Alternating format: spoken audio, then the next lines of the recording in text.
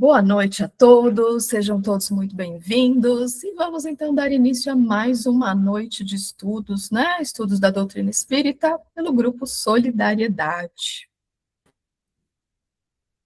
O nosso tema de hoje são os três reinos e a metempsicose. Mas antes, vamos parar um minutinho, acalmar os nossos corações, elevar, né, os nossos pensamentos a Deus, nosso Pai, Jesus, nosso Mestre, e vamos agradecer por mais uma semana decorrida, por mais uma oportunidade de estudos.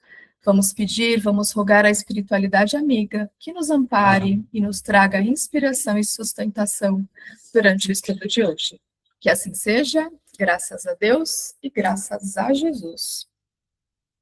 Então, nosso tema de hoje, como eu disse, os três reinos e a metempsicose, que está no Livro dos Espíritos, nas questões de 585 a 613, e no final vamos dar uma pinceladinha também no capítulo, dos itens 13 a 16 do capítulo 24 do Evangelho segundo o Espiritismo. E para começar, né, o que seriam esses três reinos? Eu começo perguntando para vocês. E Kardec fez essa pergunta aos espíritos, e os espíritos responderam que, segundo o ponto de vista material, nós podemos considerar que esses três reinos, né, eles são seres que estão divididos em duas classes. A classe dos orgânicos e a classe dos inorgânicos. Eles disseram ainda que, se nós pensássemos sobre um ponto de vista moral, que há, sim, evidentemente, 4 graus, que são o mineral, o vegetal, o animal e o hominal. Então, estudiosos, né, partindo desse ponto de vista moral, eles afirmam, sim, que o homem, né, com relação à sua inteligência, que é ilimitada com relação à inteligência dos animais, que a gente pode, sim, colocar na nossa conta um quarto reino. E essa posição, ela é corroborada pela doutrina espírita. E é isso que a gente vai ver hoje, tá? Então, logo na questão 585, Kardec perguntou aos espíritos qual dessas divisões, qual desses reinos, né, é preferível? E os espíritos dizem que, dependendo do ponto de vista, todas essas divisões, todas essas classes, todos esses reinos são bons. E cada uma dessas divisões, elas apresentam características muito diferentes, muito distintas, embora os seus limites, né, os seus limiares, eles pareçam se confundir. E é justamente isso que torna esse estudo interessante. Então, vamos lá, vamos conhecer um pouquinho cada um desses reinos. Temos aqui, né, a divisão de seres orgânicos e inorgânicos, os 4 reinos aí, separado mineral, vegetal, animal e o hominal, e aqui um resuminho de cada uma das suas características que a gente vai ver aqui ao longo do nosso estudo de hoje, tá?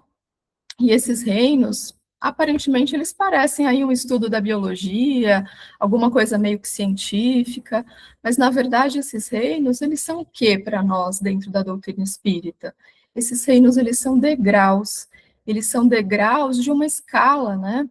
De uma escala da qual a nossa vida, da qual o princípio inteligente, ele vai se preparando e ele vai se exercitando aí, e vai se amadurecendo ao longo dos tempos.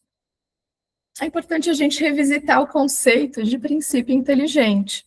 O princípio inteligente, a gente pode dizer que é a parte imaterial, que é o elemento espiritual. É aquela parte material que foi criada por quem? Foi criada por Deus. E essa parte, ela vai se aperfeiçoando gradualmente, ela vai estagiando nos reinos da natureza.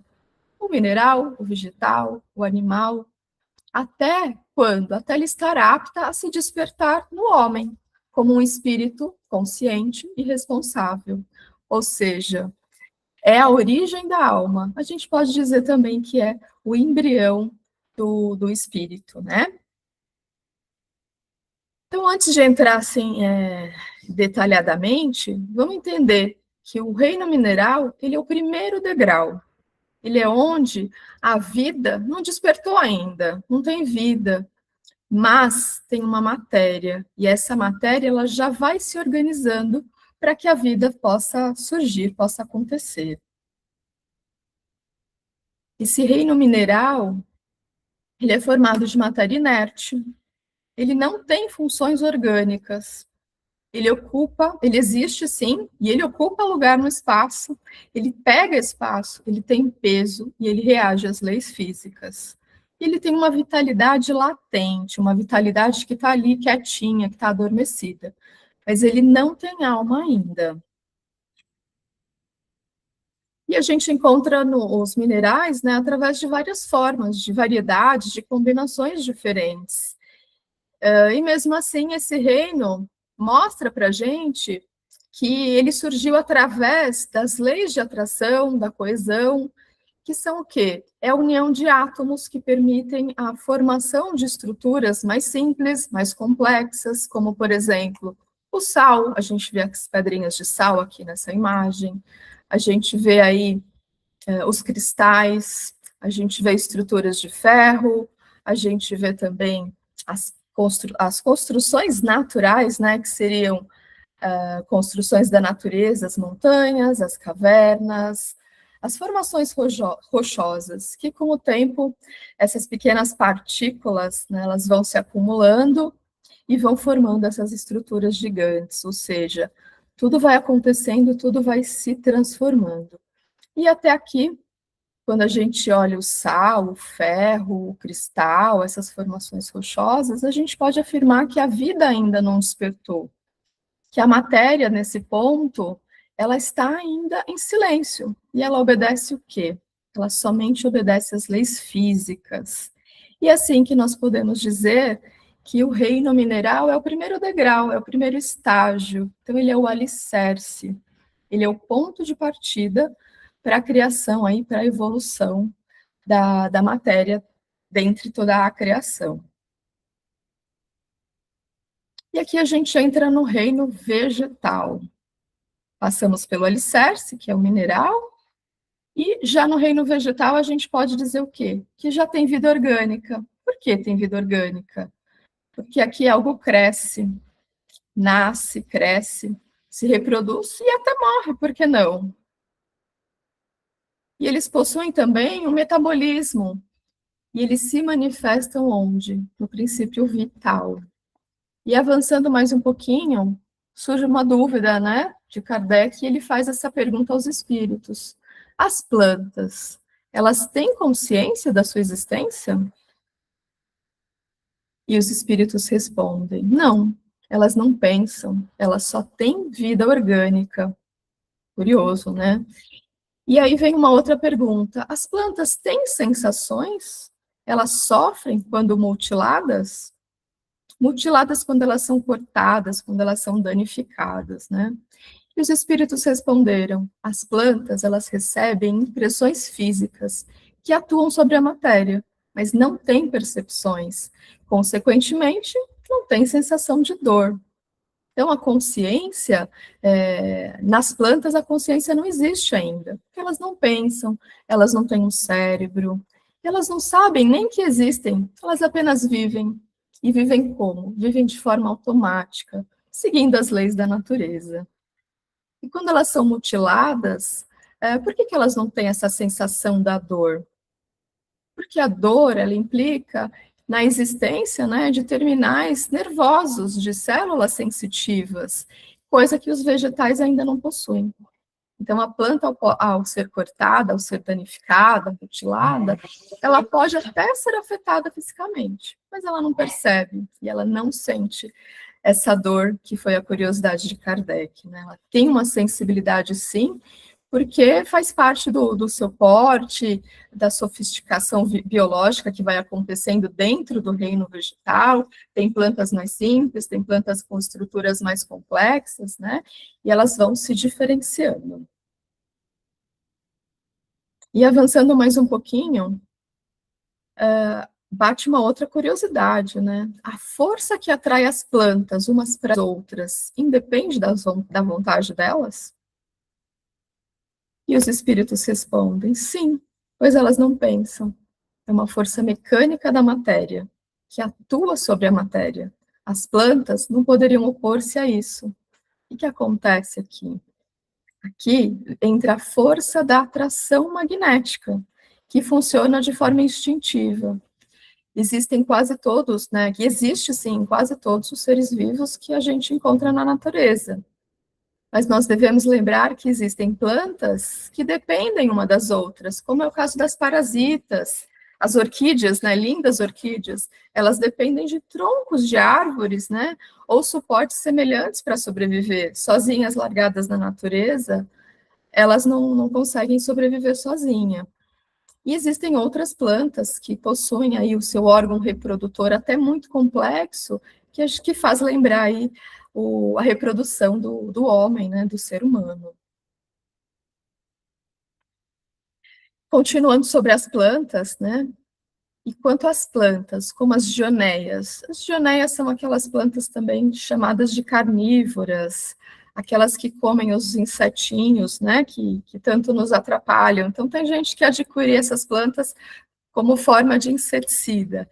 Então, Kardec perguntou, e quanto às plantas, como as gioneias, por exemplo, que se movem? Elas se movem quando elas fazem o movimento de capturar um inseto.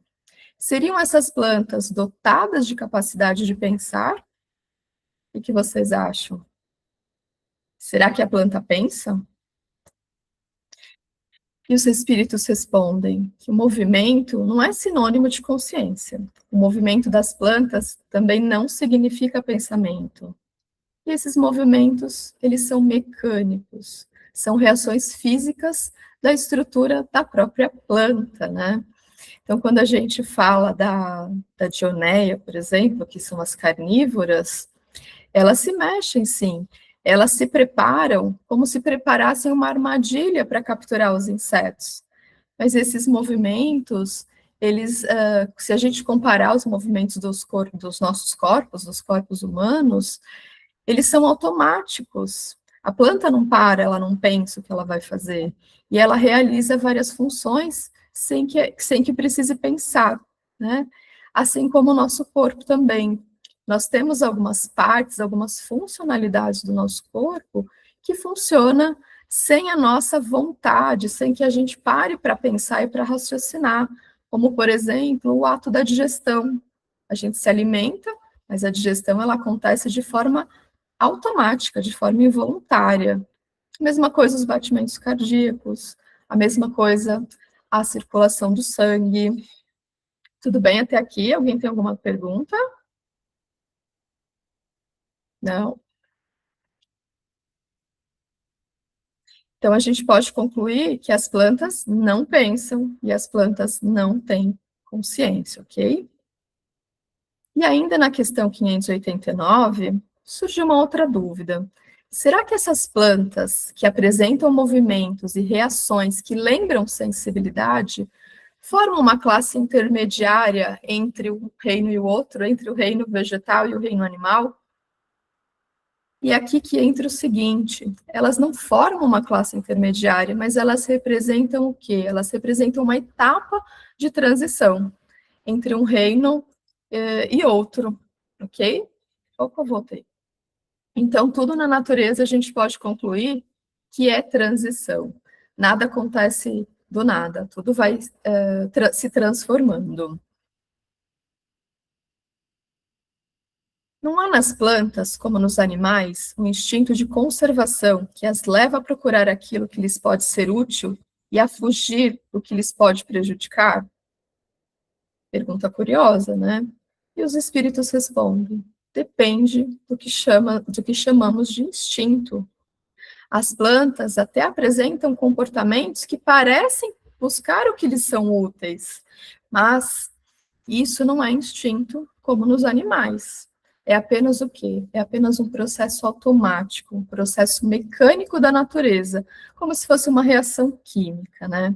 Então, nos animais, o instinto ele envolve uma forma de percepção e uma reação. Já nas plantas não existe essa percepção, não existe essa escolha. As plantas elas reagem de acordo com as leis mesmo da natureza.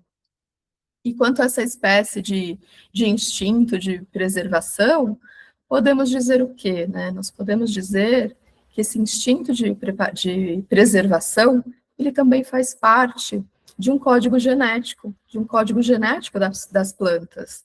Então, por exemplo, as raízes das plantas, elas vão até o fundo do solo em busca do quê? Em busca de água, em busca de umidade. As folhas, elas processam ali automaticamente a fotossíntese, que é a respiração das plantas, né? E existem ainda algumas espécies de plantas que, curiosamente, elas se escondem, elas procuram se afastar de temperaturas elevadas, de ruídos que incomodam também. Então, existe, sim, um instinto de conservação nas plantas.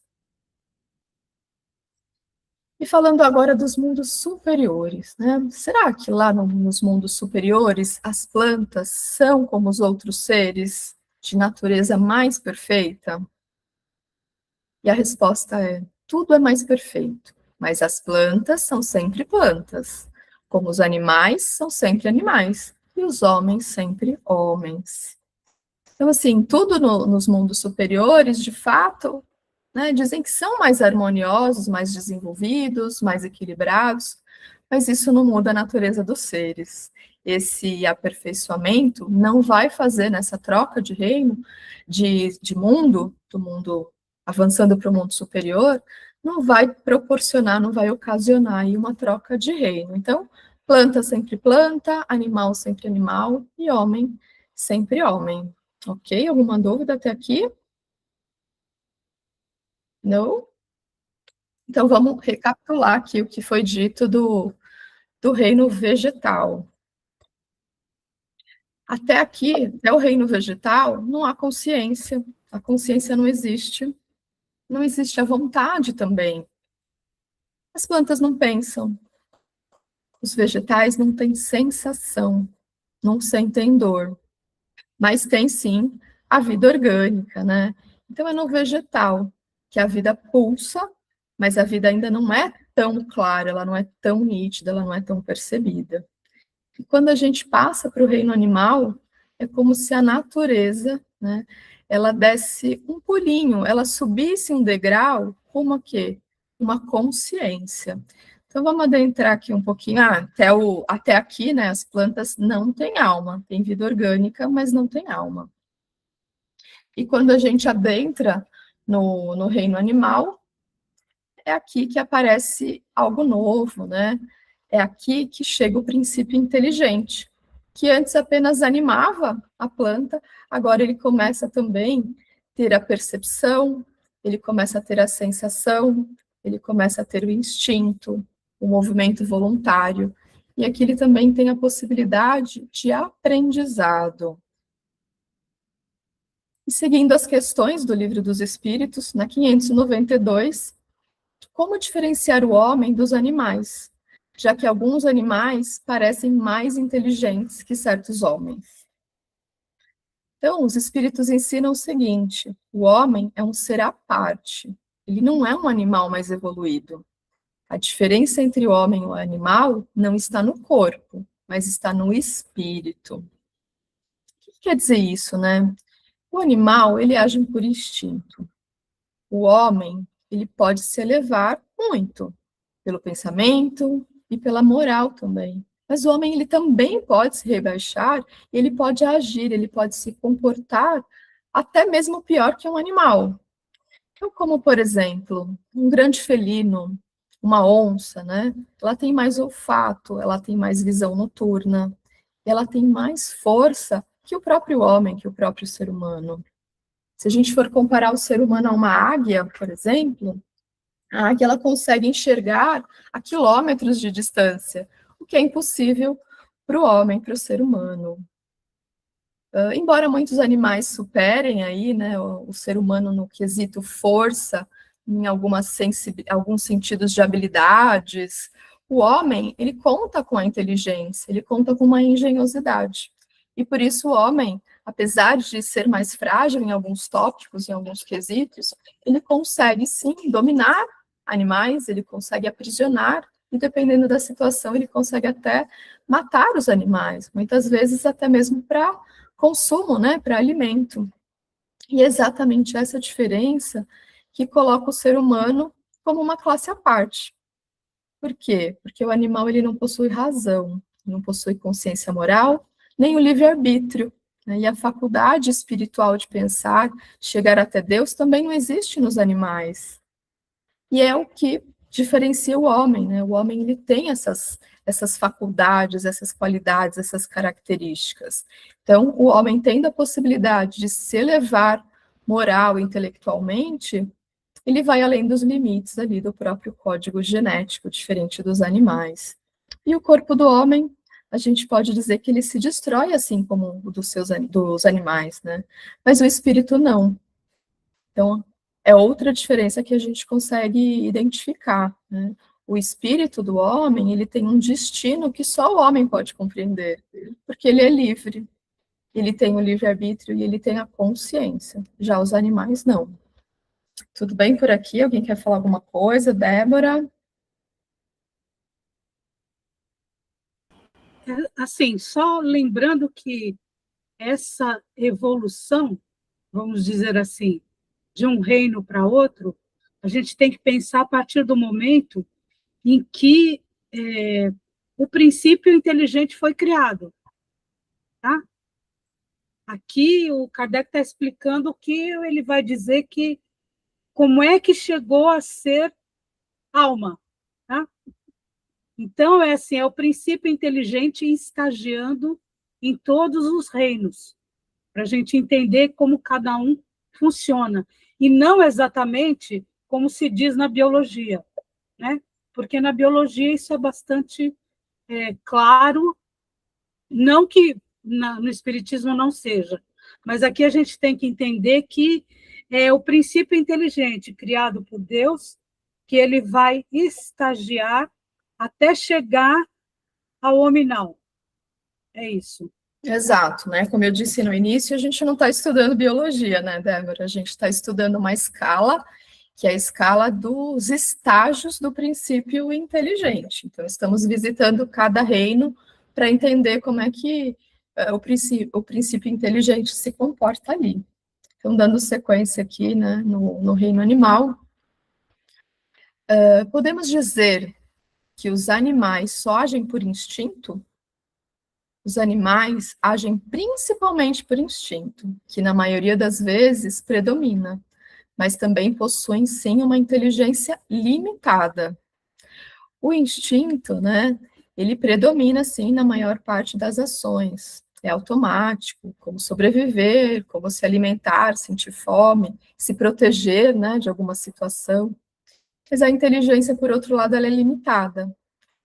Porém, tem animais que conseguem sim se adaptar a algumas situações, conseguem agir de forma que aparentemente parece ser uma forma pensada, mas sempre dentro de alguns limites, né?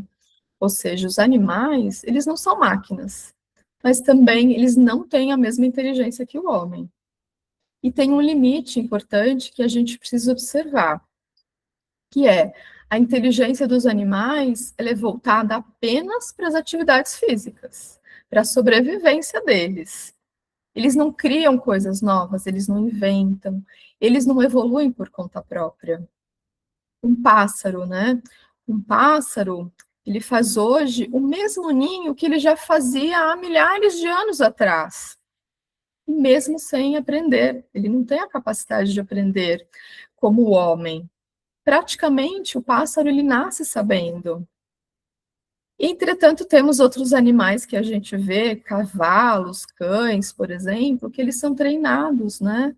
Então, eles podem aprender, sim, a partir de um treinamento que lhes é aplicado por um ser humano, né? Então, isso é limitado, sim, e dificilmente um animal vai ensinar ao outro da mesma forma como o humano consegue fazer esse treinamento.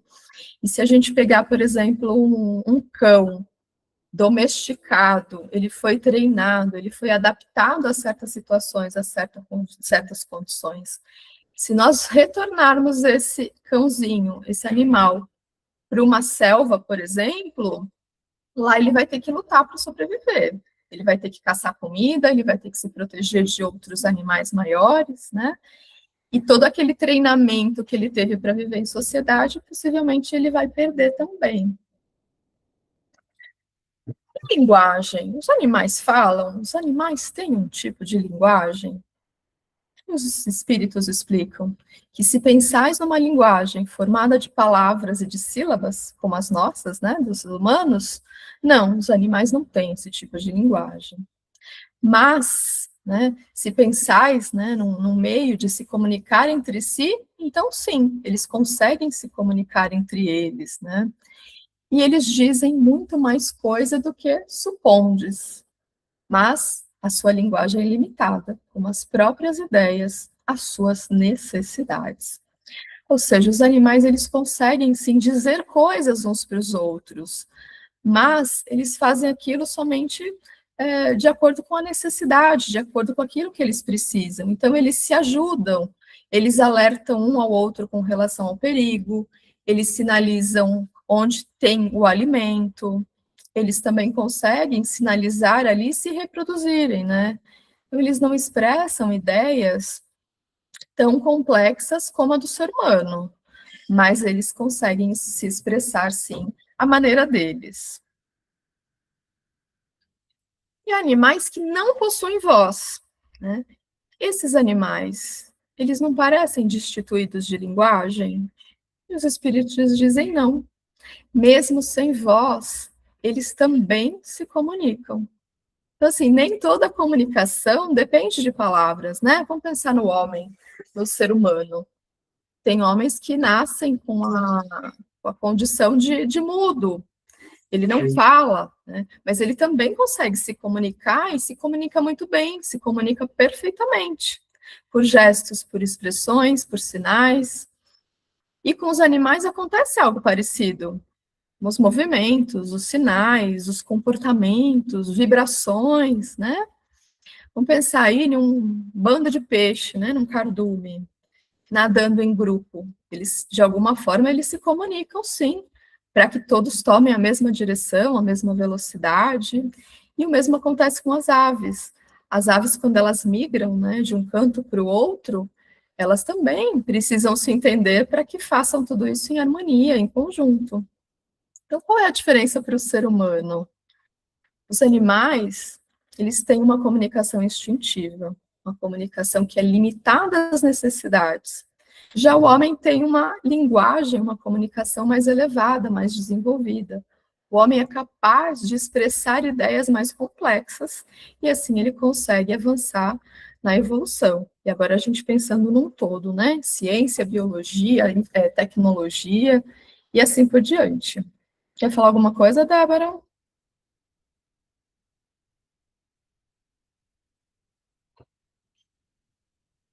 Agora vamos falar de livre-arbítrio. Os animais, eles gozam do livre-arbítrio dos seus atos? Os espíritos dizem, os animais não são simples máquinas, como supondes.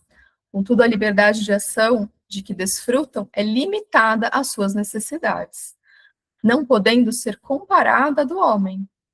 Por serem muito inferiores ao homem, os animais não têm os mesmos deveres.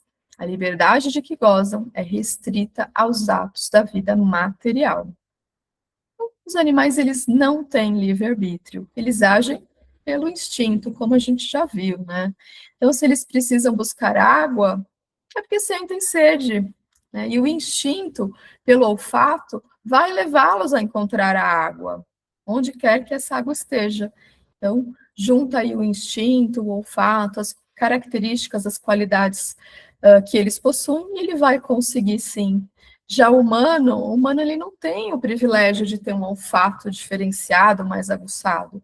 Ele tem que recorrer a outros artifícios, né, a outras situações para buscar uma água, para saciar a sede.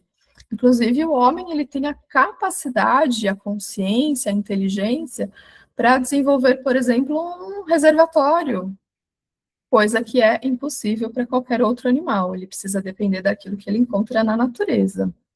Então, os animais, eles não são máquinas. Eles fazem escolhas, sim, de beber água ou não beber água. Mas essas escolhas, elas são limitadas, né? E quando soltos à natureza, eles têm essa liberdade de ir em busca daquilo que eles precisam. Claro que essa liberdade é restrita à alimentação, à defesa, à sobrevivência e também até à reprodução, né, das raças dos seres. Agora vamos falar de aptidão de certos animais para imitar a linguagem do homem. De onde será que vem essa aptidão? Os espíritos explicam que de uma conformação particular vem dos órgãos vocais, que é formada também pelo instinto de imitação. Ou seja, algumas aves, por exemplo, o papagaio, né, que repete, elas têm sim uma estrutura vocal que facilita a reprodução de sons. E somado, né, ao instinto da imitação, ele consegue sim imitar o ser humano. É curioso, né? E por que essa aptidão ela se encontra mais entre as aves do que entre os símios, por exemplo, cuja formação tem mais analogia com a daquele? Os símios, eles são os mamíferos, os primatas, né, abrangendo ali os macacos, gorilas, chimpanzés. E os espíritos explicam, né, que o símio, ele imita os gestos, os pássaros, eles imitam a voz. Então, os macacos, vamos dizer assim, eles têm o corpo mais parecido com o ser humano, mas ele não tem o mesmo aparelho vocal. Então, por isso, é muito mais fácil eles imitarem gestos do que a própria fala, diferente do papagaio, que tem ali o seu aparelho vocal mais aperfeiçoado, né? Alguma coisa até aqui? Podemos continuar? Então, pois se os animais têm uma inteligência que lhes dá uma certa liberdade de ação, há neles um princípio independente da matéria? Sim, e esse princípio independente da matéria sobrevive ao corpo. Os animais, eles possuem um princípio que não é material e que sim, e que sobrevive ao corpo, né? O animal, ele não é apenas formado do corpo físico, nele existe sim o princípio espiritual. E esse princípio, ele independe da matéria. Esse princípio, ele continua existindo depois da morte do corpo físico. E um ponto importante para a gente pensar é que esse princípio, ele não é igual ao espírito humano.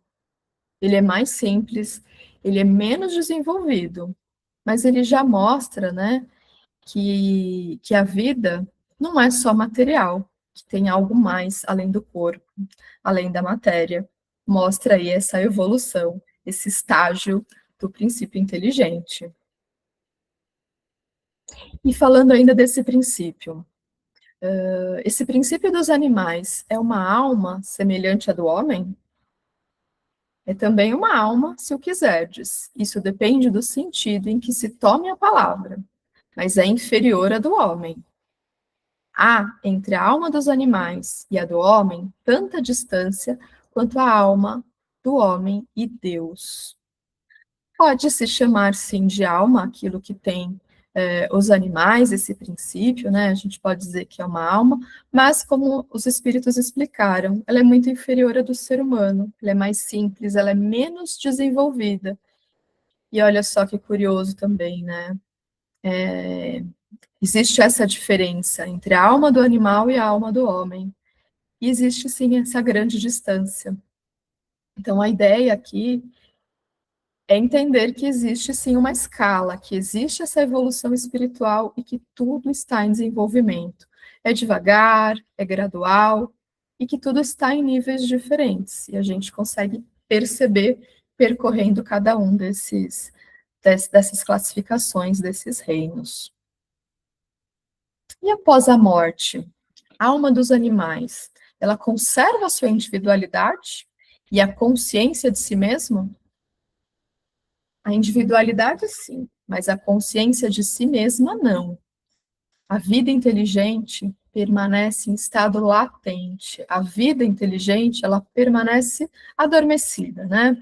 O animal continua sendo ele mesmo, mas ele não tem consciência clara e ele não tem percepção de si. E a inteligência, ela fica assim, adormecida. E essa alma, ela acaba sendo reconduzida à matéria por ação de outros espíritos, né, de espíritos superiores que estão incumbidos, que são dedicados a essa tarefa.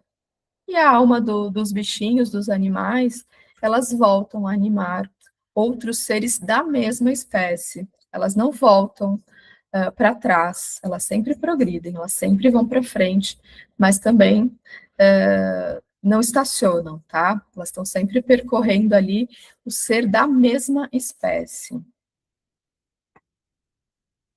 E essa alma, será que ela pode escolher a espécie de animal que ela vai encarnar? E os espíritos dizem que não. Por quê? Porque a alma dos animais não tem livre-arbítrio. O animal, ele não escolhe a sua reencarnação, ele não escolhe o seu destino, porque ele não tem o livre-arbítrio desenvolvido. O espírito do animal, ele é classificado, né, depois da morte, por espíritos que têm esse poder, que têm essa competência. E esse espírito, ele é quase que imediatamente utilizado.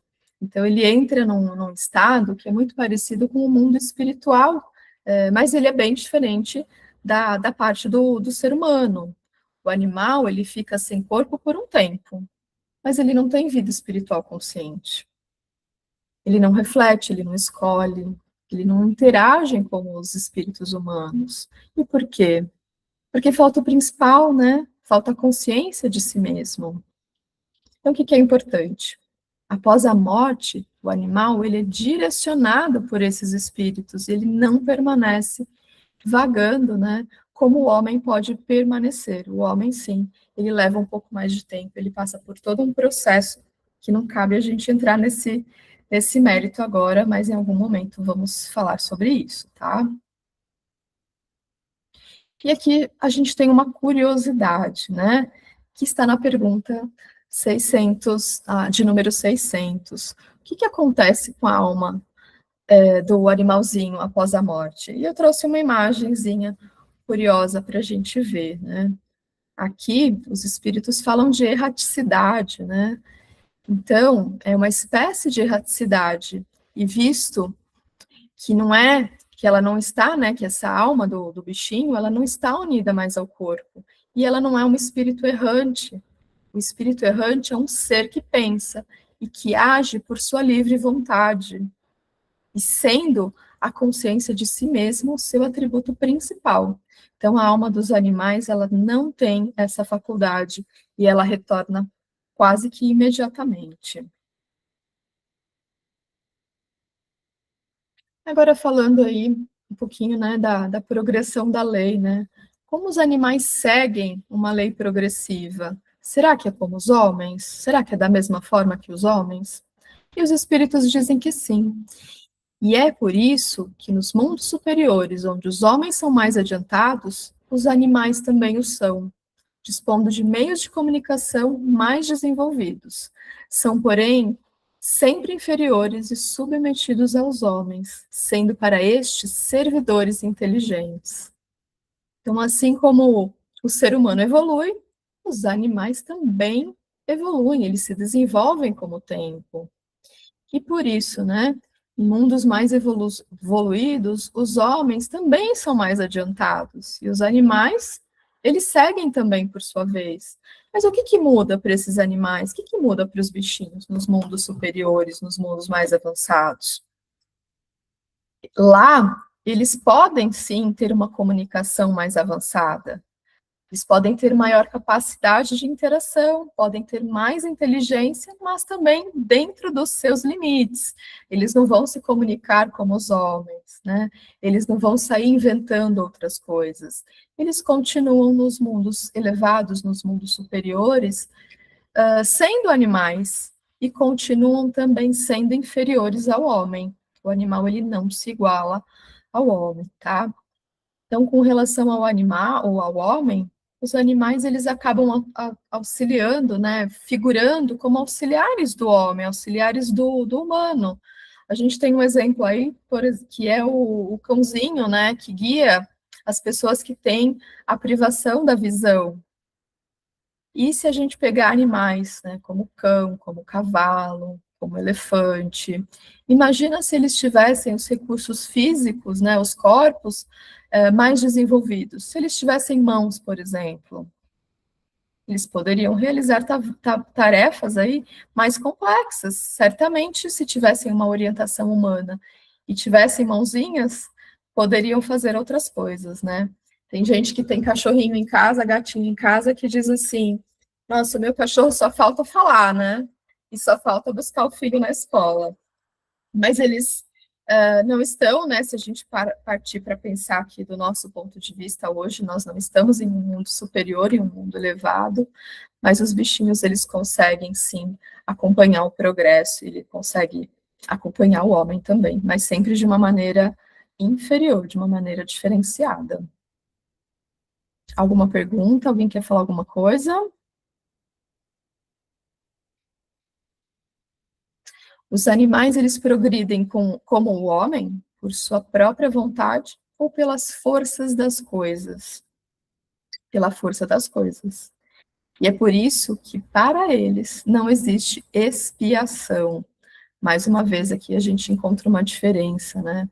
Os animais, eles evoluem pela força das coisas, eles evoluem automaticamente. Já o ser humano, ele evolui por escolhas, né? Por livre-arbítrio. Ele decide, ele toma as suas próprias decisões. E os animais, de forma natural, eles vão seguindo, sem decisão, eles vão seguindo o quê? As leis da natureza. E uma consequência importante que a gente encontra aqui, os animais, eles não passam por essa expiação, ou seja, eles não pagam por erros, eles não têm responsabilidade moral, porque eles não escolhem, assim como o humano, assim como os homens escolhem. Se eles, né, acabam provocando aí a morte de um outro animal, às vezes é por um instinto, o instinto de saciar a fome, e eles não pensam se eles estão prejudicando ou não. Então, a gente tem essa diferença, que é bem importante de ser considerada. E falando ainda nos mundos superiores, né? Será que lá nos mundos superiores os animais conhecem a Deus? Não. Os espíritos dizem que não. O homem é um Deus para os animais, como antigamente os espíritos foram deuses para os homens. Então, hoje, com o estudo da doutrina, com vários estudos que a gente consegue acompanhar, mesmo a ciência, biologia, tecnologia, a gente já consegue ter alguns discernimentos, algumas diferenciações, né? Então, mesmo lá nos mundos mais evoluídos, os animais não têm consciência suficiente para conhecer a Deus. Então, assim, para os animais, quem seria comparado a Deus são os homens, né? Assim como no passado, os homens consideravam os espíritos como deuses, não como Deus, mas como deuses.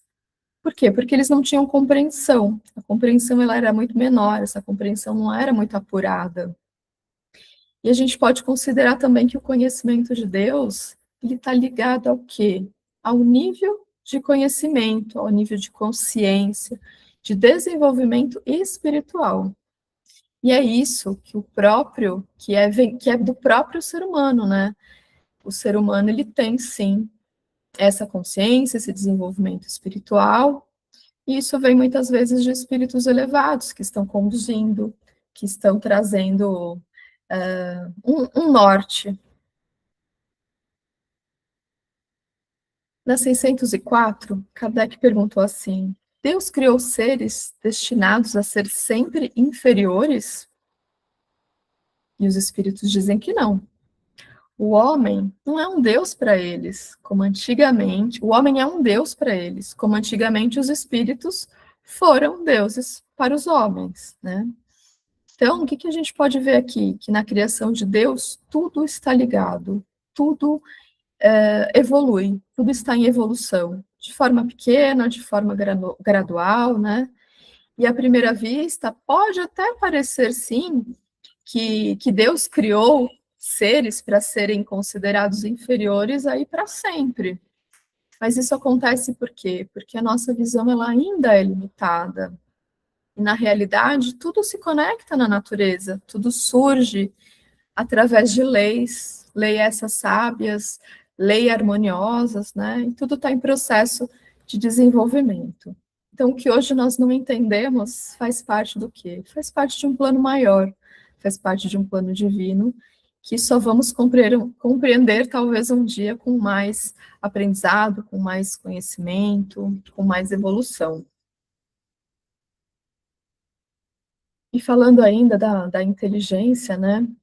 Kardec perguntou aos espíritos: a inteligência é, assim, uma propriedade comum, um ponto de encontro entre a alma dos animais e do homem? E os espíritos disseram que sim. Mas, né, os homens, os animais, não têm a sensação, não têm senão a inteligência da vida material. E já os homens têm a inteligência que produz a vida moral. O que acontece aqui? A inteligência ela é comum, sim, aos dois, tanto ao animal quanto ao homem, porém, em níveis diferentes. E existe um processo comum. Ambos têm inteligência, mas a inteligência nos animais ela é voltada à vida material, à sobrevivência. E já no homem, não. A inteligência ele alcança a vida moral. Ela provoca reflexão, ela traz consciência, ela ajuda a desenvolver também o lado espiritual, a espiritualidade.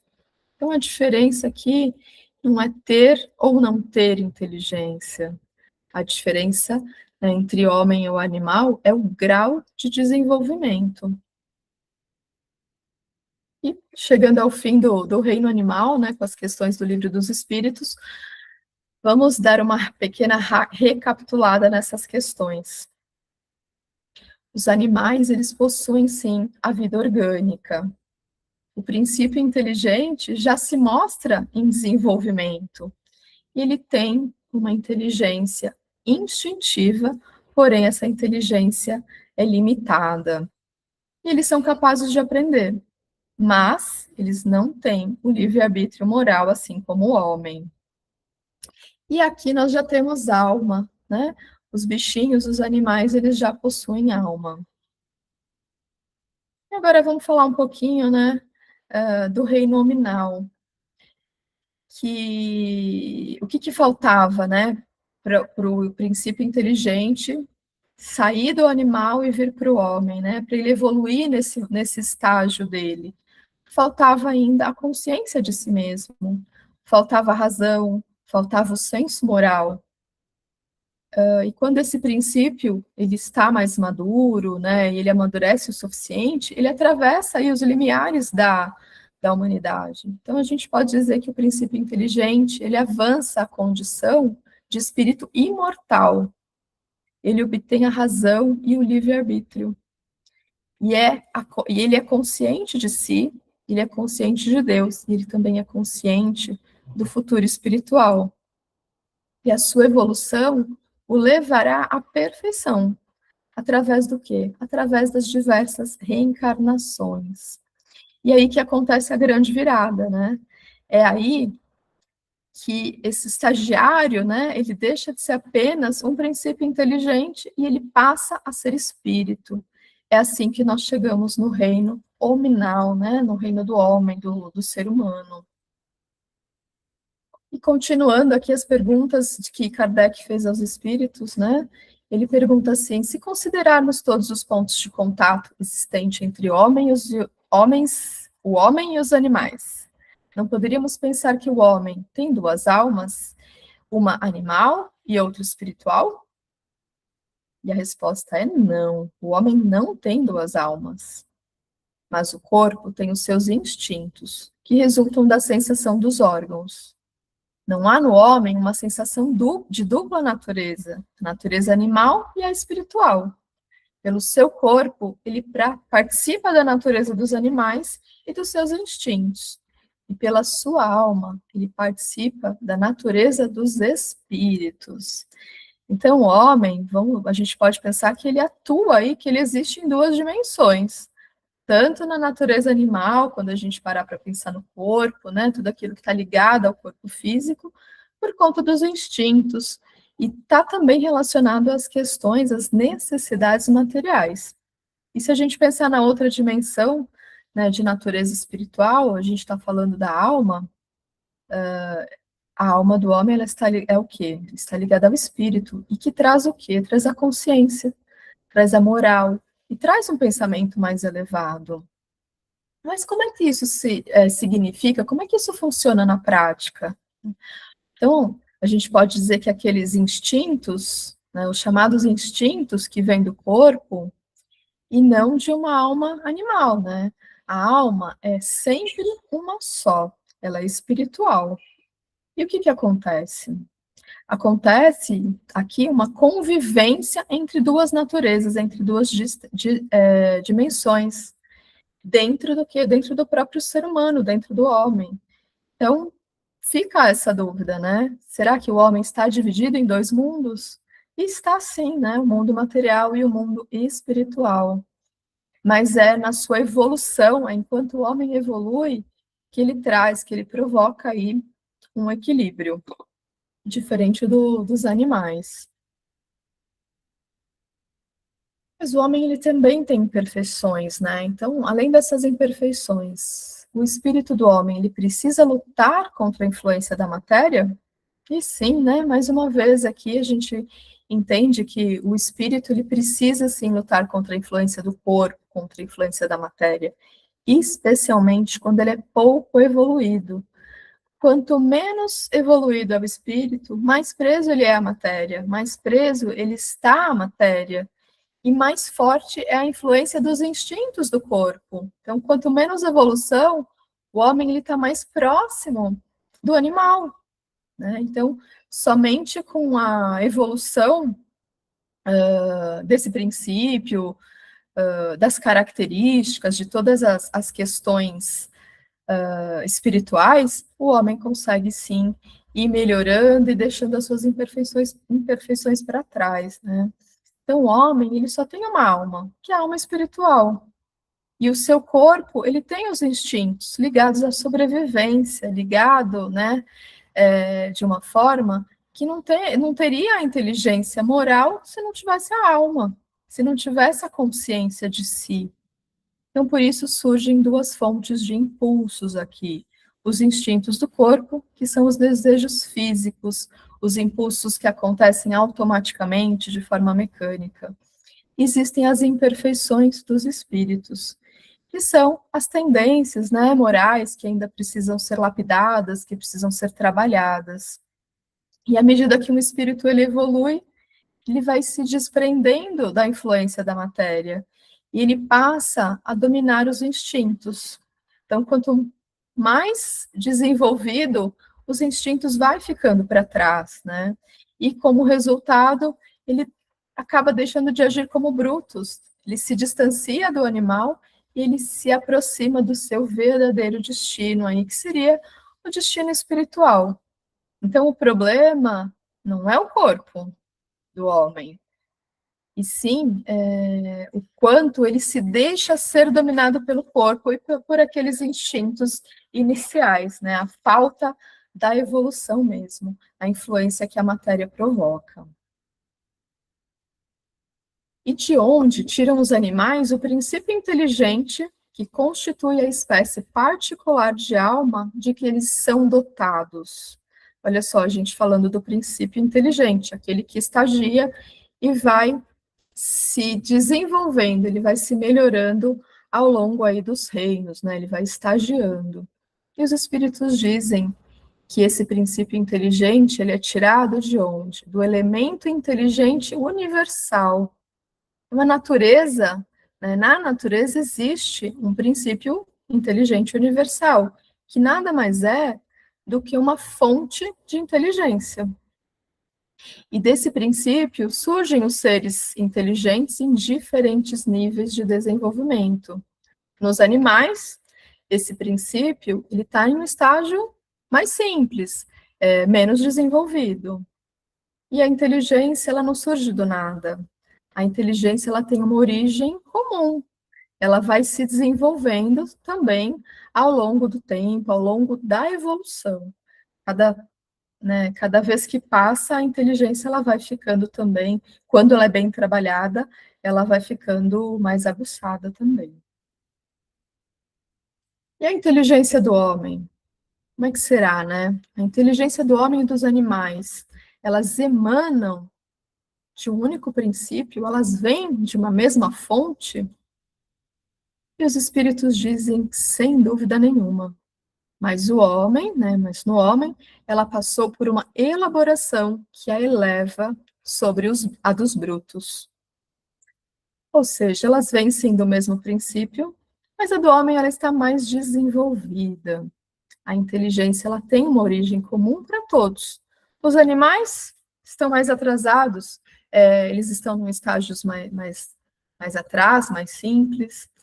E já no homem ele passou por vários momentos, por vários processos de desenvolvimento. Ele estagiou por mais vezes e ela se tornou aí mais elevada.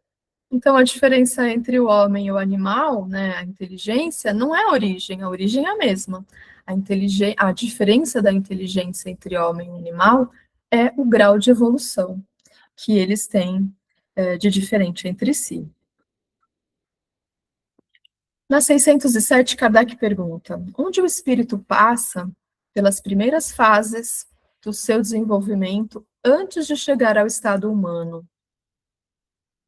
E eles explicam para a gente assim, numa série de existência, que procedem o período que chamais de humanidade. Então, olha só, o espírito, ele não surge pronto no homem. O espírito não começa a sua jornada já como ser humano. Ele passou antes dessa fase por uma sequência de existências anteriores, que são esses estágios que a gente vem falando nos reinos anteriores que a gente já viu aqui, né? O mineral, o vegetal, o animal. Então, o espírito do homem, ele passa, assim, por um processo de desenvolvimento gradual. E antes de chegar na humanidade, né, ao ponto, né, do homem, ele já viveu outras experiências, ele se desenvolveu pouco a pouco, e assim também aconteceu com a sua inteligência. E é como se ele viesse lá atrás, né, de uma infância espiritual, que ele vai crescendo, ele vai se aprimorando, ele vai se desenvolvendo, ele vai se melhorando. Então, nós podemos dizer que o ser humano, ele é o resultado de uma longa evolução, e que nada começa do nada, né? Nada começa do zero. Tudo aqui é um processo. E falando ainda da alma humana, né, do princípio inteligente, a pergunta é: a alma humana já foi o princípio inteligente dos seres inferiores? E praticamente essa pergunta ela já foi respondida, né? E os espíritos dizem assim: não dissemos que tudo se encadeia na natureza e tende à unidade? É nesses seres que estáis longe de conhecer inteiramente que o princípio inteligente se elabora, se individualiza pouco a pouco e ensaia para a vida. Vejam só, o princípio inteligente ele passa por um longo processo de evolução, como nós vimos nas questões anteriores, né, até se tornar espírito. Então, olha só, o caminho gradual, que é como se fosse o crescimento, né, de uma criança até a sua maturidade. Isso não diminui o homem, né, pelo contrário, mostra que a perfeição das leis, mostra aqui para a gente que as leis de Deus, elas são perfeitas, e que tudo tem um propósito, tem começo, meio e fim. E nada acontece abruptamente, tudo vai acontecendo na medida certa, no seu tempo certo. Débora, quer falar alguma coisa? Não, assim, que a gente tem que entender que essa inteligência universal, né, é a inteligência divina, né, e que o princípio inteligente, que é a alma do homem encarnado, ou o espírito, né, do homem desencarnado, ele é uma emanação dessa inteligência, sabe? Nem tudo vai se tornar espírito individualizado. É isso que a gente tem que entender. E, às vezes, eu acho que conforme eu vou ouvindo, eu mesma fico confusa, né? Então, às vezes, eu estou falando aqui alto para eu mesma ficar entendendo, para a gente poder relembrar, sabe? Porque senão a gente vai se perdendo no palavrório, enfim, numa série de coisas. Então, a gente tem que entender que existe uma inteligência universal. Que vai se adaptando e vai se melhorando, né? Ela vai se desenvolvendo. Então, essa inteligência universal não deixa de ser a inteligência divina, que vai colocar ali a centelha divina, né, em algum momento, nesses reinos, que essa inteligência vai estagiar para virar o princípio inteligente que a gente entende como espírito. Sabe? Parece meio confuso, pode ser até que seja, mas a gente tem que fazer essa diferenciação, porque senão às vezes dá a impressão, eu não sei se para você, Elaine, que parece que muita coisa que está aqui mesmo no Livro dos Espíritos, que tudo vai se tornar um princípio inteligente como o espírito, e nem tudo vai se tornar assim, né? Tanto que um pássaro, que é um pássaro, ele vai reencarnar como pássaro, né? Ele não vai pular de uma espécie para outra, né? Assim como na natureza, na matéria, as espécies continuam na mesma espécie. Pode modificar alguma coisa, se adaptar, evoluir, mas continuam na mesma espécie. Eu não sei se fica muito confuso, mas Vegetal sempre vegetal, animal sempre animal, né? Isso. Exatamente isso, Débora, obrigada. O espírito do homem após a morte, ele tem consciência das existências que precederam para ele, o período da humanidade? Será que o espírito do homem, ele consegue resgatar, ele consegue lembrar, né, de tudo aquilo que aconteceu no período da humanidade? E os espíritos dizem que não. Porque não é, senão desse período que começa para ele a vida do espírito. E é mesmo difícil que se lembre de suas primeiras existências como homem. Exatamente como o homem não se lembra mais dos primeiros tempos de sua infância. E ainda menos dos tempos que passou no ventre materno. Eis porque os espíritos vos dizem que não sabem como começaram. E aqui fica, né, Débora, mais ou menos isso, né? Os próprios espíritos dizem que não sabem como tudo isso começou. Então, isso, de certa forma, acaba sendo algo que Deus ainda não permitiu que conhecêssemos, talvez porque não estejamos preparados ainda para isso, né? Então, essa questão mostra para a gente que o espírito não tem consciência das fases anteriores. Isso acontece por quê? Porque a vida do espírito consciente, ele começa somente a partir da fase humana. Antes disso, esse princípio inteligente, que ele estava em formação, que ele estava sendo formado, ele não tinha consciência suficiente para registrar essas lembranças. E como na nossa vida atual, né, os espíritos disseram que nós não lembramos os nossos primeiros meses de vida, nós não nos lembramos da época que estávamos no ventre das nossas mães. Mas isso não significa que nós não existimos. Mesmo sem lembrar, isso aconteceu, isso existiu sim. E um ponto importante, que mesmo na fase humana, já é difícil lembrar das primeiras existências. Então, por isso, muitos espíritos dizem que não sabem como começarem e como começaram, né? E tá tudo bem. Na questão 609, a pergunta é assim: o espírito, ao entrar na fase humana, ainda traz características daquilo que ele foi antes? E a resposta é: isso depende da distância que separa os dois períodos e do progresso que foi realizado. Durante algumas gerações, ele pode conservar um reflexo mais ou menos pronunciado do estado primitivo, porque nada na natureza se faz por transição brusca. Tudo acontece devagar, de forma gradual, né? Então, no início, Os espíritos dizem que pode sim trazer alguns traços, né? Mas que esses traços eles vão desaparecendo com o progresso. E a evolução, ela é gradual. Então, por isso, no começo da fase humana, o espírito ele pode ainda apresentar, sim, comportamentos mais instintivos e os reflexos do passado mais simples.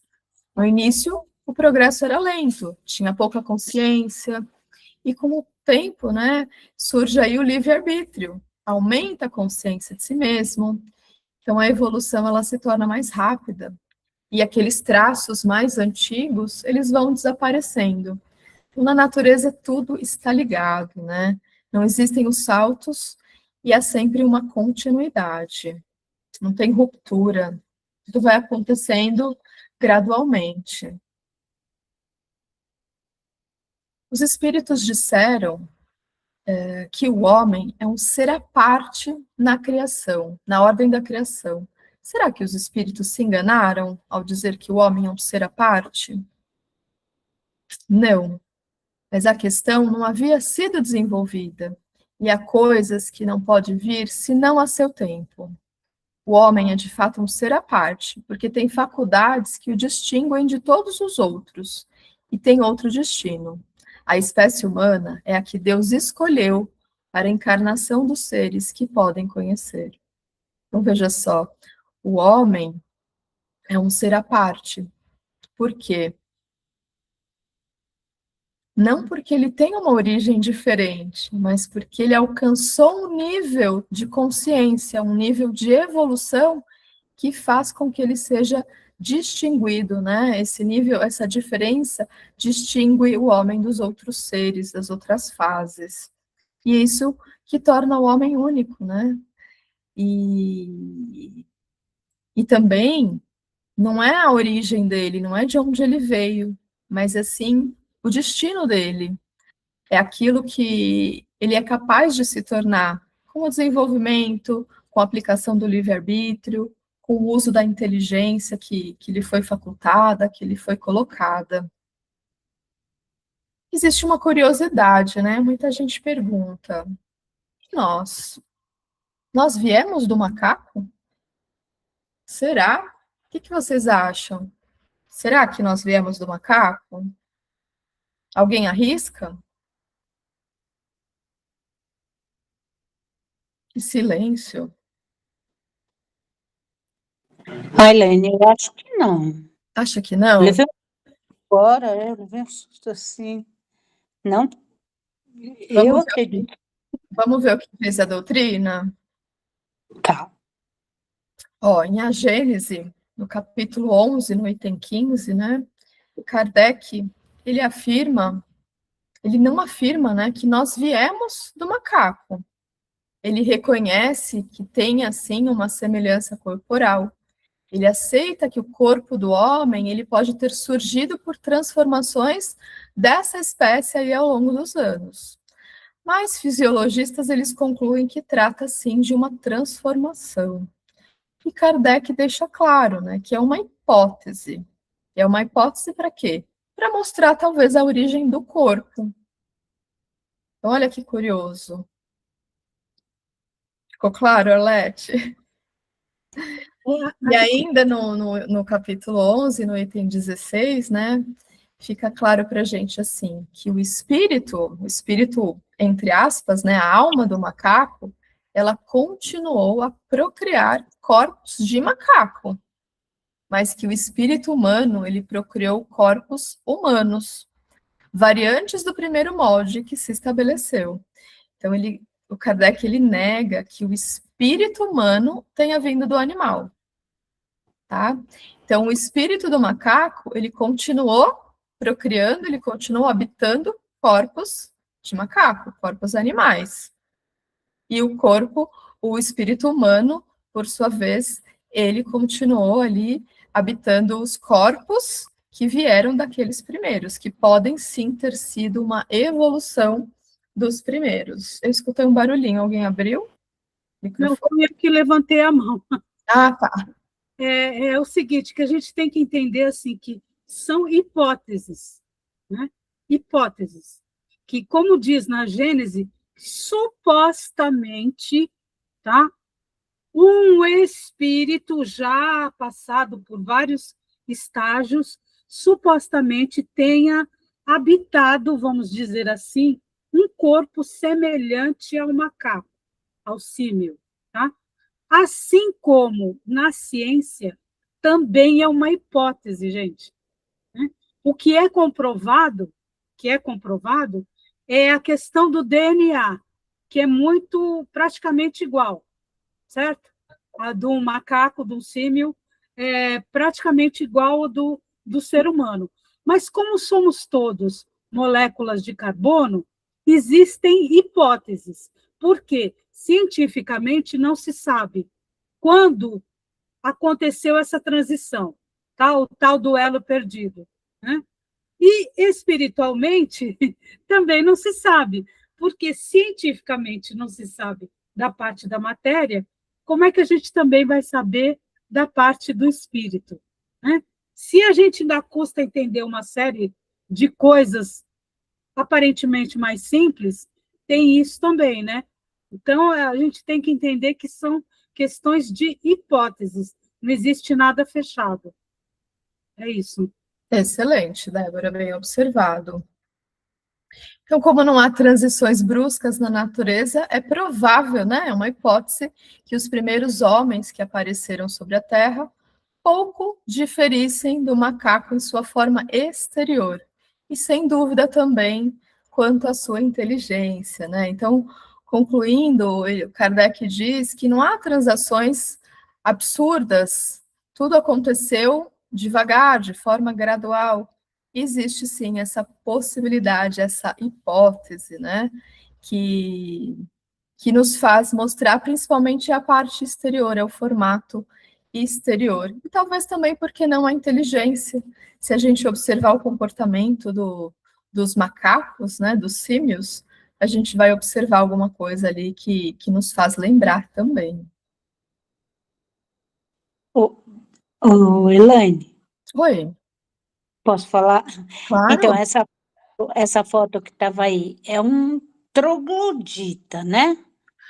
Ah, É isso, que tem a cara de um macaco, mas a humanidade foi evoluindo e a gente ficou bonito assim, certo? essa foto ela só mostra, assim, é uma forma lúdica, né, de mostrar Sim, para gente que pode sim, que provavelmente, né, que existe essa hipótese sim do avanço do corpo, né, ter sido desenvolvido e ter sido originário, sim, dos primatas, dos macacos, tá? Mas é só um desenho, não tem nenhuma afirmação aqui. São só mas hipóteses mesmo. eu posso estar falando besteira, mas assim, macaco é macaco e humano é humano. Se a gente fosse descendente do macaco, macaco não existiria mais, só nós humanos, É que existem não? várias espécies, né, Arlete? Um Existem várias mico, espécies. né? E é Um só uma miquinho, hipótese também.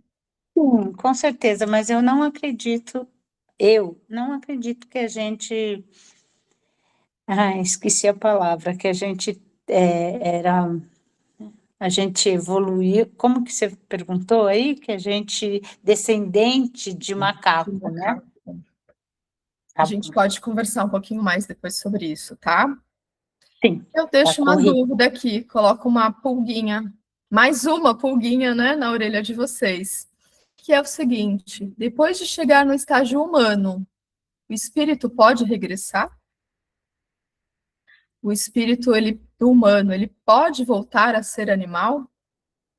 E a doutrina é clara, né, dizendo que não, que o princípio inteligente ele estagia, ele passa, ele se aperfeiçoa em cada um dos reinos inferiores, mas uma vez que ele chega a ser espírito, que ele chega a habitar o corpo humano, ele não retrocede. Então a evolução ela está sempre aí para frente, tá? E aqui que a gente entra naquele termo que está no nosso tema, né, de hoje, que é a metempsicose. A metempsicose, ela é um movimento cíclico, por meio da qual um mesmo espírito, após a morte do antigo corpo que habitava, retorna à existência material, animando sucessivamente a estrutura física de vegetais, animais ou seres humanos, né? Ou seja, reencarnando, retornando. Isso é algo que não é reconhecido pela doutrina espírita, mas existem sim outras crenças, outras filosofias, né, que acreditam, mas nós não. Se a gente for seguir o princípio, né, que Kardec nos colocou, que a evolução, que é o progresso, a gente não regride, a gente está indo sempre para frente, tá? Esse é um assunto também que é polêmico, uns acreditam que sim, outros acreditam que não, mas a gente precisa também evoluir e ter o momento certo também para entender. Mas se a gente partir do princípio dessa escala evolutiva, não. Né? O homem, o espírito que habita o corpo do homem, o corpo humano, ele não pode regredir, ele não faz uma regressiva para o corpo de um animal, por exemplo. E é isso que diz o Espiritismo, né? A evolução é sempre progressiva, nunca regressiva. Então, quando um espírito concluiu uma prova, quando ele já adquiriu um conhecimento, ele não mais o perde, ele guarda consigo, ele vai deixando isso registrado. Então, o espírito ele pode até permanecer parado, né? Ele pode permanecer em estado estacionário, mas jamais ele pode regredir, né? Então, é isso que a doutrina nos ensina. E é importante a gente distinguir também um pouco do que a Débora disse, né, que é a diferença entre ser e estar. Ser é a minha essência espiritual, é aquilo que não muda, é aquilo que atravessa todas as existências. E estar é uma condição temporária, é uma condição temporária que eu ocupo, que nós ocupamos em determinado momento da evolução. Então, o princípio inteligente, ele não é mineral, ele não é vegetal, ele não é animal. Ele está nesses reinos. E ele está nesses reinos fazendo o quê? Estagiando, aprendendo, amadurecendo. Ele está se estruturando para sempre avançar, para sempre progredir. E quando ele chega ao homem, ele deixa de estar, ele passa a ser espírito. E só como uma brincadeirinha, eu trouxe uma fotinho aqui. Imaginemos que essa bola iluminada seja aí um princípio inteligente, fazendo um estágio no reino material. Então, só para a gente quebrar o clima pesado e difícil, né? Complicado, confuso, mas entendemos, né, que o princípio inteligente ele percorre os reinos e ele vai evoluindo até chegar no homem sem retrocesso. Então nós percebemos que nós não somos apenas seres humanos, que nós somos também espírito em evolução e que o reino hominal não é o fim. Pelo contrário, o reino hominal ele não encerra a escala. Ele é o começo do quê? Ele é o começo de uma vida consciente. E o nosso destino não é a Terra, e nem o nosso corpo que a gente tem hoje. O nosso destino é a perfeição. E essa é a jornada, né? Esse é o caminho que Deus nos deu para chegar lá, para a gente se tornar talvez um dia perfeitos. Então, é isso que eu queria dizer para vocês. Não acaba nessa escala, e a gente continua, né? E vamos falar um pouquinho agora do evangelho que a gente tem para hoje, que é a coragem da fé, que está no capítulo 24, são os itens de 13 a 16, brevemente, que o nosso tempo está terminando, né? Esse evangelho, se a gente o ler, não sei se vocês tiveram oportunidade de ler, esse evangelho, ele lembra que ao alcançar uma consciência, nós temos o dever de usá-la. E nós não podemos esconder essa luz, né? Nós precisamos viver de acordo com essa luz. Depois de conquistar a luz da consciência, não basta ter uma luz. é preciso o quê? É preciso iluminar, né? Então, tudo que nós vimos mostra que o princípio inteligente, ele evolui, ele passa por estágios até chegar ao homem. E no homem, ele lança consciência, ele lança responsabilidade. E aí que entra o ensinamento do evangelho. O homem, por já ter consciência, por ter inteligência, moral, né, e por ter também o livre-arbítrio, ele não pode permanecer estagnado. E a ideia central dessa conexão do Evangelho com as questões do Livro dos Espíritos de hoje é que nós já saímos do instinto, nós já saímos da animalidade, e nós somos chamados a viver aí uma consciência de luz, a cada dia sermos melhores, nos vigiarmos, né? E seguirmos aí o caminho do amor, da caridade, e sair iluminando algo mais por aí. A gente vai fazer a diferença. Então, só para a gente reforçar, né? Vamos retornar brevemente aqui. O reino mineral, tudo começa na matéria inerte, e é o reino mineral que serve de base, que serve de alicerce para a vida. Já no reino vegetal, quando o princípio inteligente ele avança um pouquinho, chega a vitalidade, né? A vitalidade ela já está desperta, a matéria se anima, mas ainda não tem consciência. Já no reino animal, surge a sensação, o instinto, a individualização do princípio inteligente. E no reino animal é onde nasce a razão, nasce a consciência de si, e o livre-arbítrio. O espírito se torna responsável e capaz de progredir, né, de avançar também moralmente.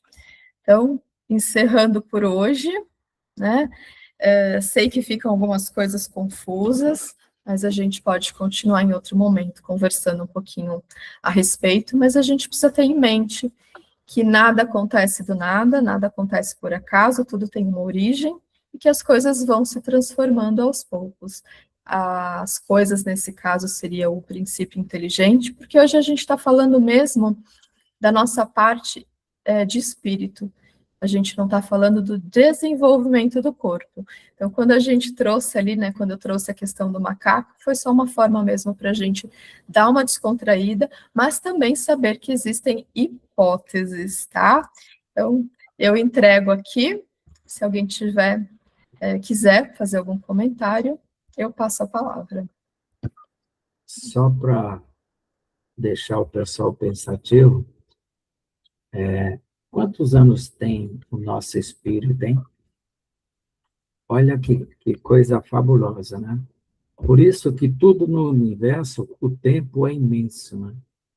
Aliás, não existe tempo lá, né? Vamos se dizer assim. Olha a grandeza da coisa, não é verdade? Só para deixar também outra coisa curiosa, a própria ciência já diz que o DNA do homem, um certo período, ele foi, vamos dizer assim, teve um brutal avanço, tá? Que levaria bastante tempo ainda para isso acontecer. E eles não conseguiram ainda justificar como isso aconteceu. Então, a ciência ainda não vai trazer informações que vai completar ou despertar curiosidade dentro do espiritismo, certo? Exatamente.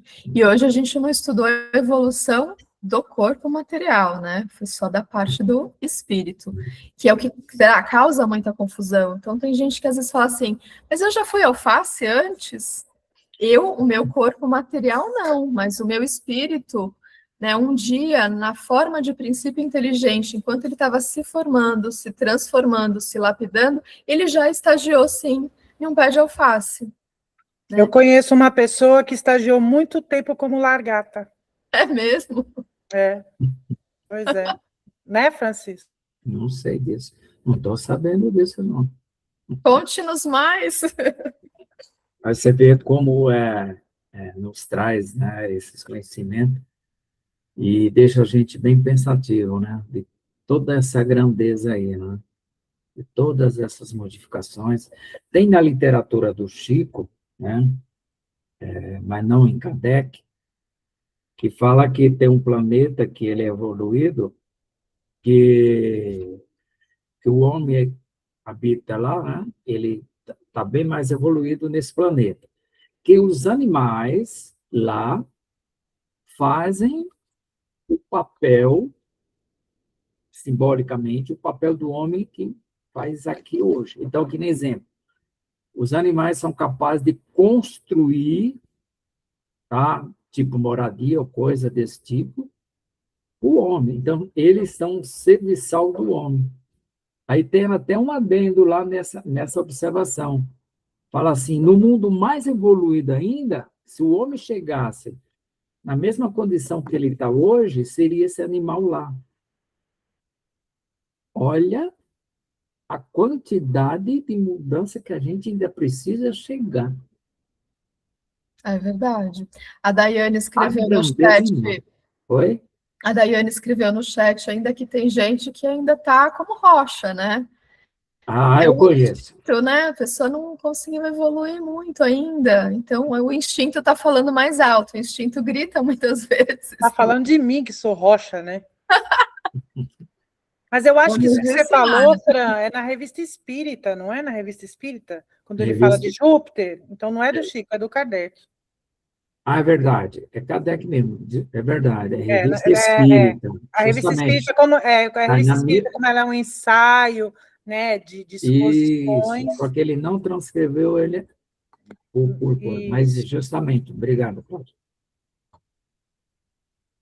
E muito material, né, para estudar também. Isso, por isso que a gente tem que conhecer as 32 obras de Kardec, para a gente poder ir colocando essas informações, né, detalhando o material que ele coletou, aquilo que ele pôs no Livro dos Espíritos, vai ter um suporte, que aí a gente vai conhecendo e vai se aprimorar.